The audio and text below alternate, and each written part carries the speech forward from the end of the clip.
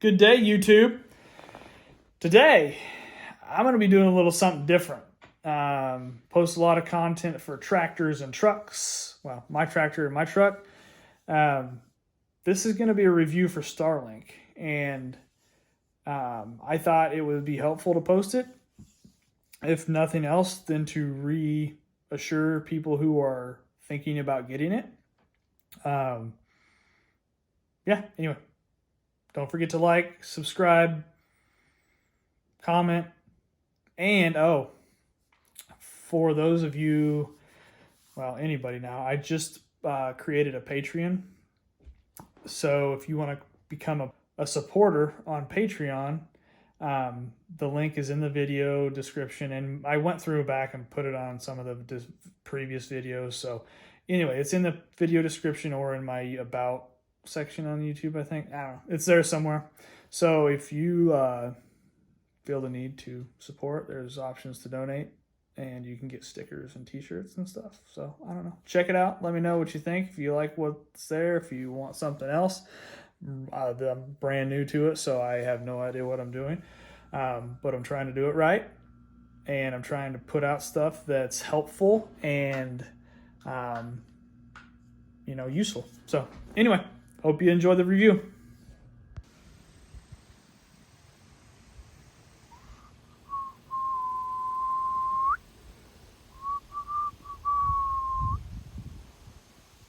What do we have there?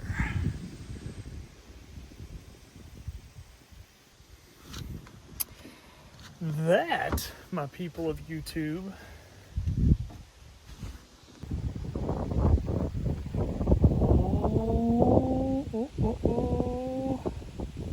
hello YouTube, and welcome to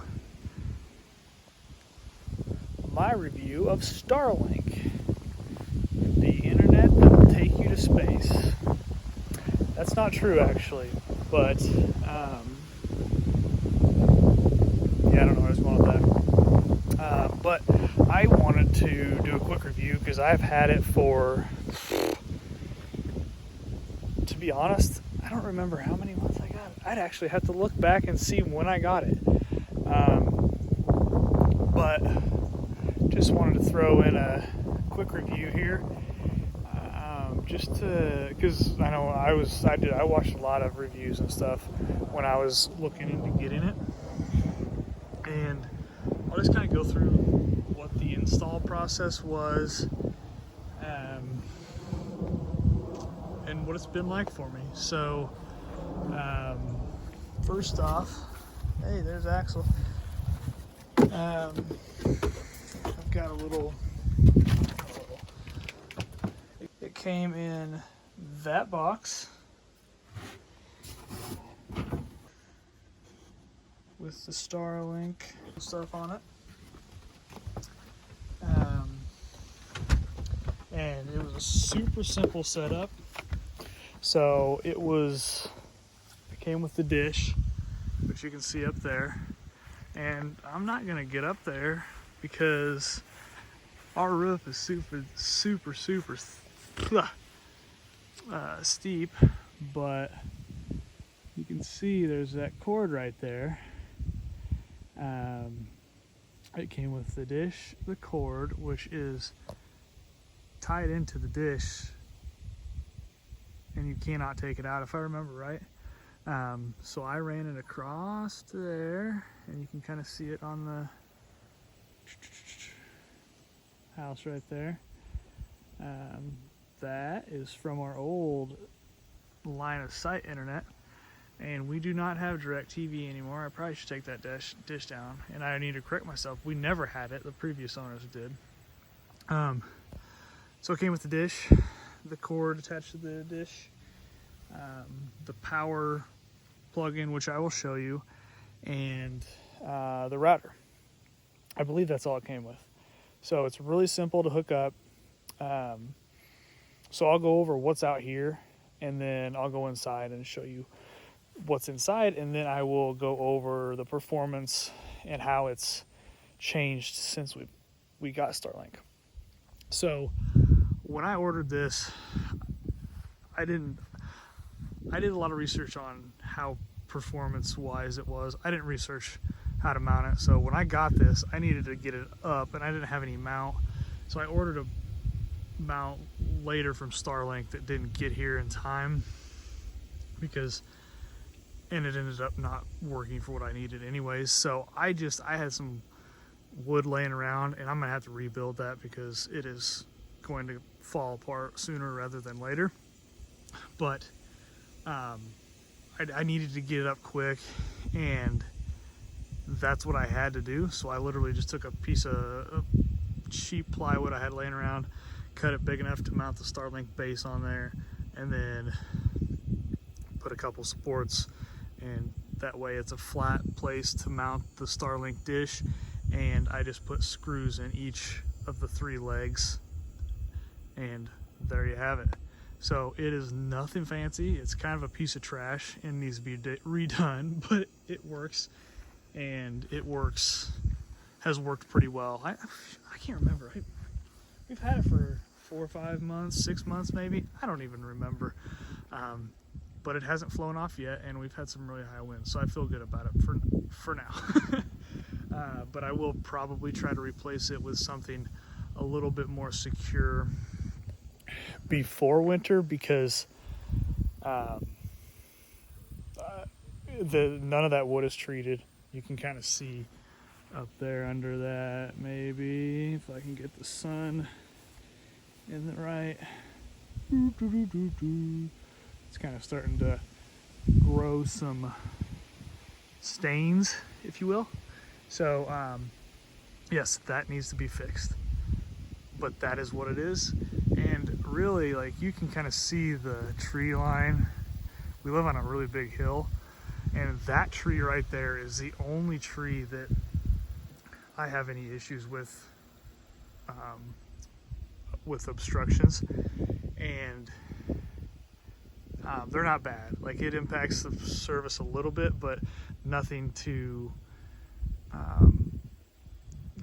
serious that I haven't moved it. It does need to be moved, and when I redo the mount, I'm going to move it further over on this roof line to get it away from that tree, and see how that does. If nothing else, I'll have to just trim one of the limbs back a little bit.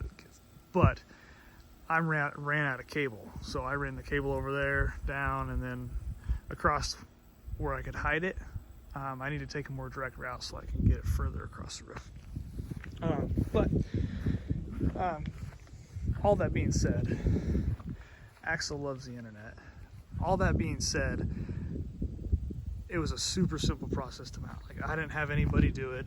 I just did it myself, and to be honest, maybe a couple hours, from building the mount, getting up there, running the cable.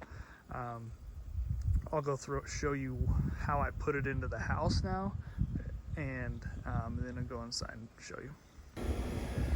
All right, we're back to your regularly scheduled programming. Is that? I don't know what that is.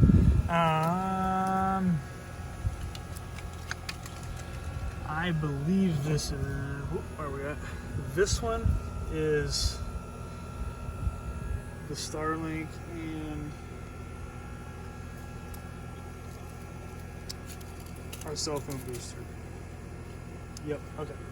So this one's the DirecTV one, and then this one's the one I drilled for the Starlink and the cell phone booster. So yeah, literally just I don't know what size, maybe an inch bit I used, because one of the ends was somewhat big on the cable, so it had to be significantly larger than the cable, as you can see. But simple as could be. Just what I did was I poked a screwdriver through the sheetrock on the inside, make sure there wasn't anything directly behind it, and then I came out here and drilled inside, so and then drilled outside. So now to the inside, and here we are. So this is the router. It looks pretty cool. I like it. This black thing is the power module controller thing. I don't know what it's called, but power supply box. And that's it. Yeah, I don't think I can probably show you really. Yeah, you can't really see. There's a cell phone booster. Yeah, you can't see the hole where it's coming inside the house. But that's what it is. Okay, so I'm running a speed test now, and while this runs, I want to kind of talk about the speed test in the Starlink app, which is really cool. And the Starlink app has improved tremendously since we've been Starlink customers as well. It's like a one-stop shop for troubleshooting and anything else. And the other internet providers that we had prior to this were nothing near that. I mean, you could kind of get on there and access stuff, but it was not near the interface that Starlink has, which is what I like about it. But I don't like to have to mess with going through companies to troubleshoot and stuff like that. So Starlink works great for me because I like to do a lot of things on my own. So the less people I have to deal with through a company, the better. Like, companies nowadays are just so hard to get in contact with a person, let alone get an answer. So Starlink having the interface that they do and just the in-depth changes and things you can do, like, is amazing.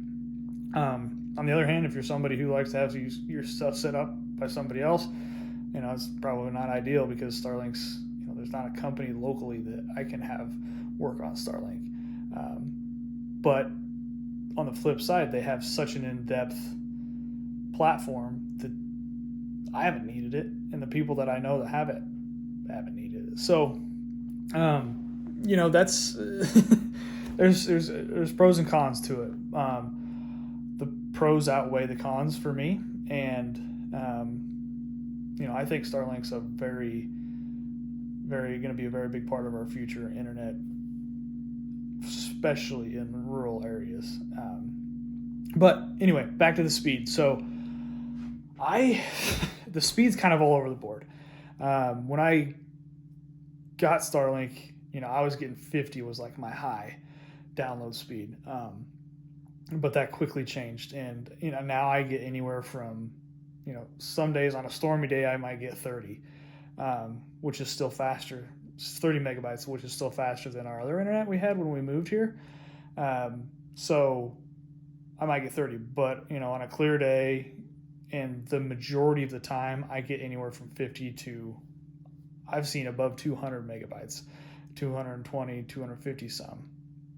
And upload speeds,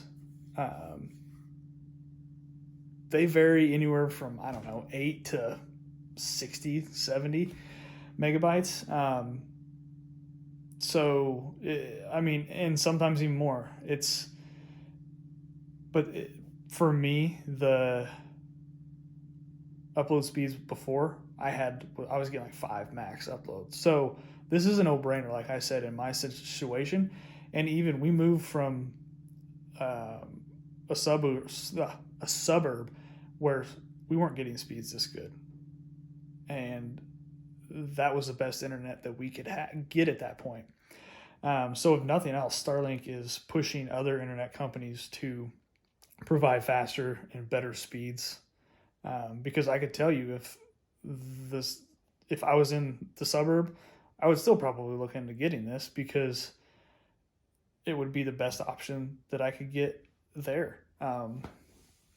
Aside from the storms, that's something that we didn't have issues with our other internet back before we moved. So, this is a lot of me talking, but ultimately, the speeds, it has improved tremendously, and it continues to improve tremendously. I'm a big fan of it, and the speeds range from download anywhere from 30 to 230, probably average out to be maybe a little bit less than 100 for us, which is more than enough for what we need to do. Upload speeds anywhere from 10 to 70, probably average, the 30s or 40s, something to that nature. So yeah. Anyway, this is my review for Starlink, and I would 10 of 10 recommend, especially in a rural area. I Yeah, if you have any questions, holler at me.